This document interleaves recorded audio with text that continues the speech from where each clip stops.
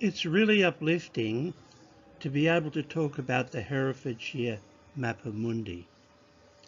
What a spectacular cornucopia of medieval knowledge, speculation and belief. A real world treasure. Constructed around 1300 from vellum, it was made from the skin of a calf, probably specifically bred to make the map. And at a size of about 2 square metres, it's arguably about the largest Mappamundi still in existence, many of the others being destroyed by Allied bombing in World War II.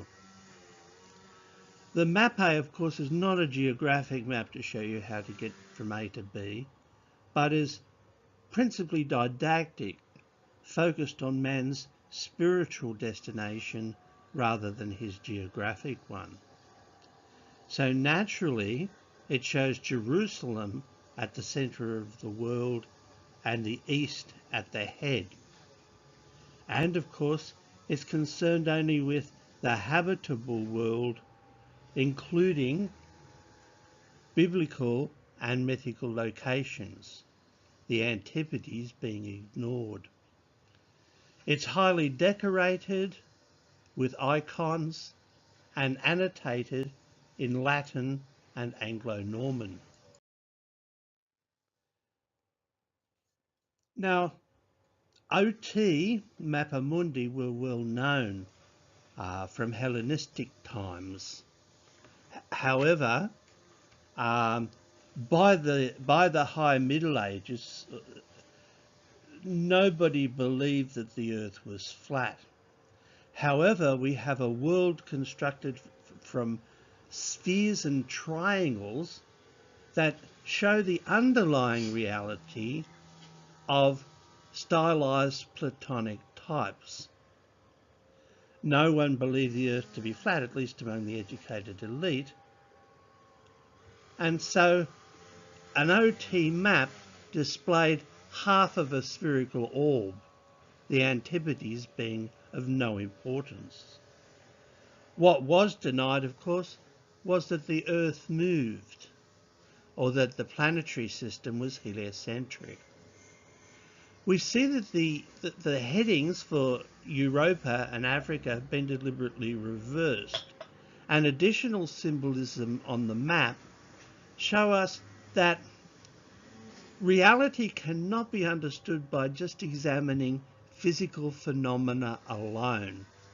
And this alludes, of course, to the Platonic symbol, the simile of the cave.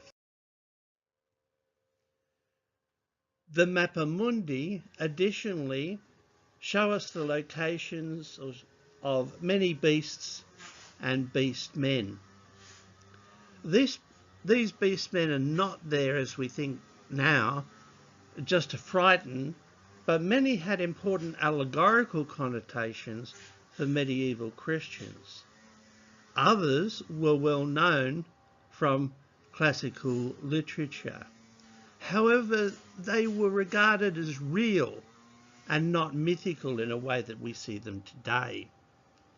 The unicorn, for example, was symbolic of the incarnation of Christ.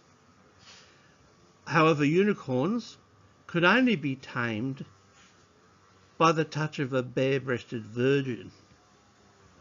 Few of those about, of course, as young girls of good class at the time were heavily cloistered.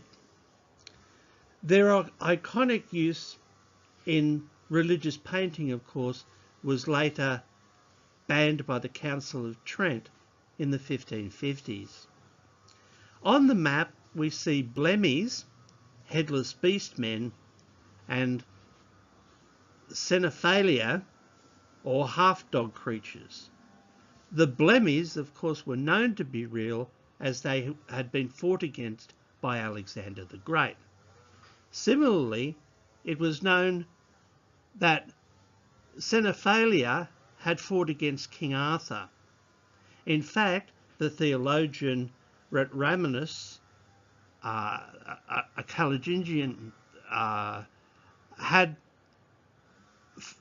about 870 argued whether or not they should be preached the scriptures.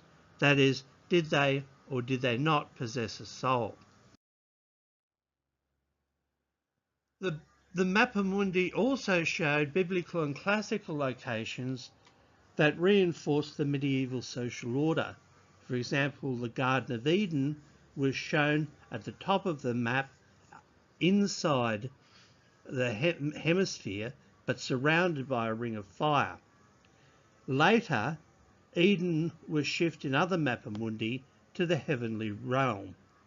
In fact, of course, Columbus later did discover the Garden of Eden on his voyage of 1498 on the coast of anti-Venezuela. The importance of the fall, of course, established for the Catholic medieval church the innate sinfulness of man. Similarly, the Tower of Babel, located on top of the icon for Babylon, shows the willingness of the Christian God, and not just those Hellenistic gods, to punish men for the common sin of hubris. Also, the maze of the Minotaur is shown, the Minotaur being a man-eating man-beast living on the Isle of Crete. Cathedrals at the time often contained mazes paved from tiles. The pious could follow these mazes and offer devotional prayers at each turn. One can only conclude that the Herefordshire Mappamundi is not a geographic map, but a map of what was important to the medieval Christian as they saw the world.